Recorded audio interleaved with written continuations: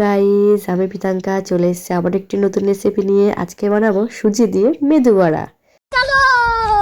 তো সবার ফার্স্টে নিয়ে নিয়েছি মেজারমেন্টের জন্য 1 বাটি সুজি। আর যে কবাটি সুজি নেবে 1 বাটি সুজির জন্য আমি এখানে 4 বাটি জল ইউজ করেছি। তোমরা যদি 2 বাটি সুজি নাও তাহলে কিন্তু 8 বাটি জল ইউজ করবে সেই বাটি অনুযায়ী, নাহলে কিন্তু বেশি পাতলা হয়ে গেলেও সমস্যা আর বেশি গাঢ় হয়ে গেলেও সমস্যা।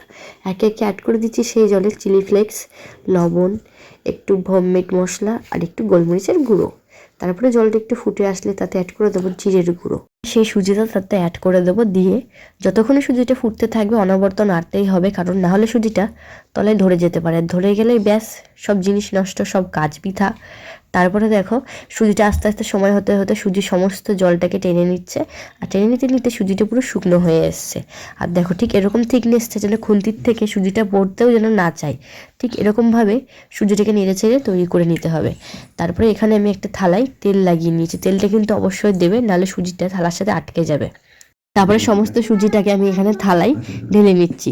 একটু ঠান্ডা করে নিতে হবে, ঠান্ডা হয়ে গেলে সুজিটা আরও একটু জমে যাবে। আর আমরা যেহেতু এখানে মেদু বড়া বানাচ্ছি, তো সুতরাং শেপ দেওয়ার জন্য আমাদের সুজিটাকে যতক্ষণ না একটু ঠান্ডা হয়ে যাচ্ছে ততক্ষণ একটু অপেক্ষা করতে হবে। তারপর সুজিটাকে থালায় ঢেলে নিয়েছি। আর এই দেখো এখনও কিন্তু একটু ল্যাটল্যাটে ব্যাপারটা আছে, কিন্তু কিছুক্ষণ পর ঠান্ডা হয়ে গেলে সমস্তটা শক্ত হয়ে যাবে। এই দেখো ঠান্ডা হয়ে এসছে, আর খুন্তি দিয়ে আমি নেড়েও দেখাচ্ছি যথেষ্ট শক্ত হয়ে গেছে এখন। তারপর তাতে অ্যাড করেছি সামান্য একটু কর্নফ্লাওয়ার, দিয়ে মিক্স করে নিয়েছি। আর এখানে হাতে সবার ফার্স্টে তেল লাগিয়ে নিয়েছি, তাহলে তো শেপ দেওয়াই যাবে না। তেল লাগিয়ে নিয়ে তারপরে সুজিগুলোকে নিয়ে হাতের সাহায্যে একটু গোল করে, তারপরে আর একটু চ্যাপটা করে কিছুটু আলুর চপের আকারে করে, তারপরে তার মধ্যে একটু কিছু দিয়ে ছিদ্র করে নিয়ে আমি এখানে মেদু বড়ার আকারটা করেছি। তোমরা চাইলে গ্লাস দিয়ে কেটেও করতে পারো। আর এই দেখো আমাদের মেদু বড়াগুলো প্রায় রেডি হয়ে গেছে সব কটায়। এবার কড়াতে সাদা তেল গরম করে নিয়েছি, নিয়ে সমস্ত বড়াগুলোকে ওর মধ্যে আমি ছেড়ে দিচ্ছি। এপিট ওপিট করে লাল লাল করে ভাজতে হবে। আর সত্যি কথা বলতে বড়াগুলো খুব, আমার তো নিজেরই খুব পছন্দ হয়েছিল, বাইরে থেকে ক্রিস্পের, ভেতরে খুব সফট। তোমরা চাইলে তো অনেক অন্য কিছু দিয়ে অ্যাড করে রান্না করতে পারো, তো আলুও দেওয়া যেতে পারে। আর এই দেখো বড়াটার কালারটা দেখো পুরো গোল্ডেন কালারের।